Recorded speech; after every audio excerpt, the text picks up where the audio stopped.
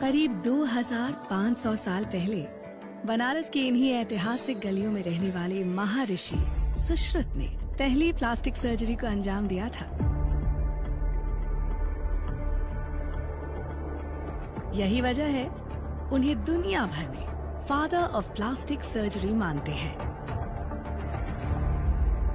सुश्रुत जो थे एक बहुत ही महान ऋषि थे और निश्चित रूप से एक बहुत ही महान सर्जन भी थे। और हिंदुस्तान में भारत में जो भी सर्जरी का विकास हुआ प्राचीन काल में, वो सुश्रुत के कारण हुआ।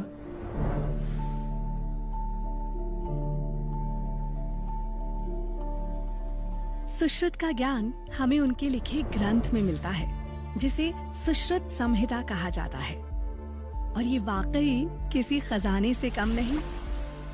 इसमें हमें मिलते हैं घाव को ठीक करने के 60 तरीके, 121 सर्जिकल इंस्ट्रूमेंट्स और 300 सर्जिकल प्रोसीजर्स, जिन्हें 8 कैटेगरीज में बांटा गया है।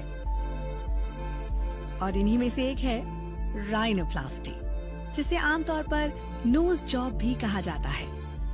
पहले आपको पता है कि हिंदुस्तान में नाक कान काट कर अपमानित करने की सजा बहुत दी जाती थी, तो या कभी कभी चोट से या रोग से भी नाक क्षतिग्रस्त हो जाती थी, तो लोग सुश्रुत के पास जाते थे नाक को बनवाने के लिए।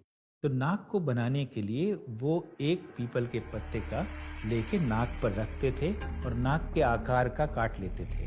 अगर कटी हुई नाक है तो किसी उसी उम्र के दूसरे व्यक्ति के नाक पर रख के एक आकार काट लेते थे और फिर उसको गाल पर रख के उस आकार का मांस निकाल के फिर नाक पर उसको लगाते थे। तो नाक पर उस गाल से खाल जो ली गई होती थी उसको लगाने के बाद विभिन्न प्रकार के लेप लगाकर उसको कॉटन या रुई लगा के उसको अच्छी तरह से चिपका दिया जाता था और वो उसको कुछ दिनों तक वैसे